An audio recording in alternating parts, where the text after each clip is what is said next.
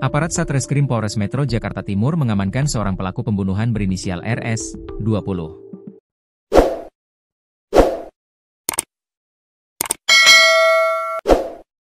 Peristiwa berdarah itu terjadi di Jalan Raya Condet, Gang Haji MIZ, Cililitan, Kramat Jati, Jakarta Timur, Senin, 17 November 2025, pukul 17.40 waktu Indonesia Barat. Kasat Reskrim Polres Metro Jakarta Timur AKBP Diki Vertovan memastikan bahwa pelaku kini telah ditahan dan sedang menjalani pemeriksaan lebih lanjut.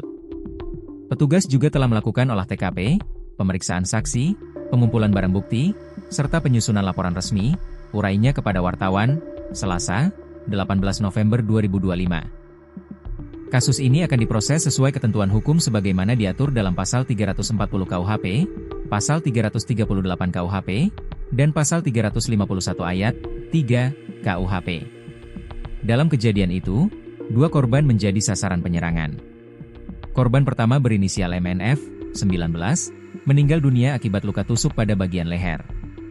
Sedangkan korban kedua berinisial MH, 19, mengalami luka serius berupa 3 tusukan pada bagian punggung kanan dan kiri.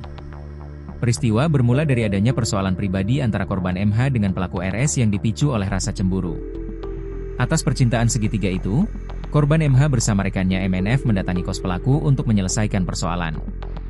Namun pelaku tidak berada di lokasi. Saat dalam perjalanan kembali, keduanya bertemu pelaku di sekitar TKP dan terjadi cekcok hingga pelaku mengeluarkan senjata tajam jenis sangkur yang telah dipersiapkannya. Pelaku selanjutnya menyerang kedua korban secara berturut-turut. Saksi MFR mendengar teriakan meminta tolong korban dan segera keluar rumah. Di situ saksi melihat kedua korban tergeletak bersimbah darah. Bersama saksi lainnya, mereka berhasil mengamankan pelaku berikut barang bukti sebilah sangkur, kemudian menyerahkannya kepada anggota Buser Polsek Kramat Jati.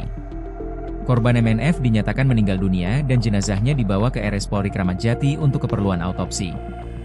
Sementara korban MH mendapatkan penanganan medis di rumah sakit yang sama.